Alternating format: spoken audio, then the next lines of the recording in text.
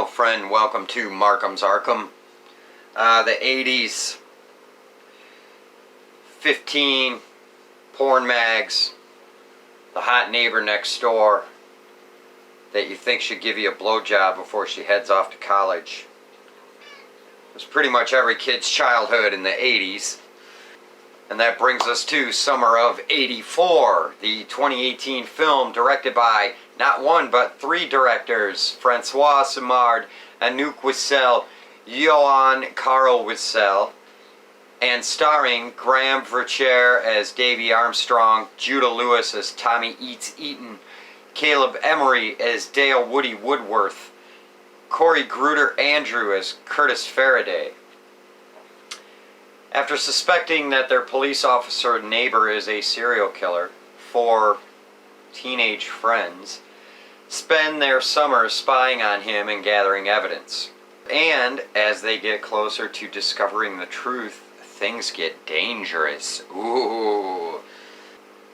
Like I said, porn mags, 15 years old, being horny, staples of the 80s. But another staple of the 80s was children's faces on milk cartons everywhere. With the proliferation of kidnapping and child abduction and disappearance and all those sorts of things, there were programs instituted to sort of proactively try and recover these children and rescue these children. And this is where we are in this film, is the kids in the film. There's been some murders, some kids disappearing, a series of murders, and these four friends decide that it's probably their neighbor, and so they begin their work to expose the truth behind it all.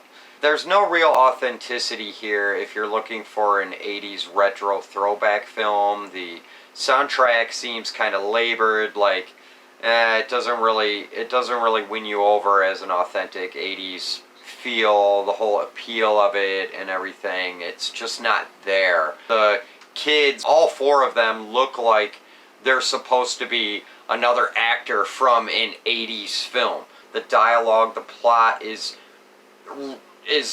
overdone. It's an old basic plot that we've seen over and over and over and over again. I kind of expected this film to go into the idea that it's not just the creepy neighbor serial killer who's kidnapping these children and doing whatever with them, but I thought this film was going to go more into the idea of the world network of child sexual slavery, and that is what these children were actually being abducted into. Because out of all the cases and the kidnappings back then of the 80s and all the faces we saw on milk cartons, rarely any of these children were ever recovered or any remains found. So they weren't being kidnapped and murdered. The whole serial killer thing back then, if you lived through it, okay, seemed to come off more as hype, the hype of what was actually going on, but not the actual cause or the root of what was truly happening and why these kids were disappearing.